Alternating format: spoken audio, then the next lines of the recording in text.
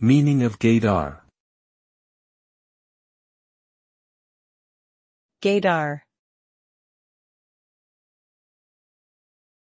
Gaydar. gaydar, Gaydar. Gaydar refers to the ability of a person to detect or identify another person as being homosexual. It is often based on nonverbal cues such as mannerisms, speech patterns, and physical appearance.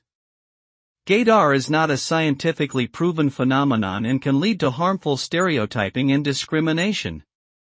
Additionally, assuming someone's sexual orientation without their consent is inappropriate and disrespectful. While some people claim to have a highly accurate gaydar, it is important to remember that sexuality is a personal and private matter that should be respected.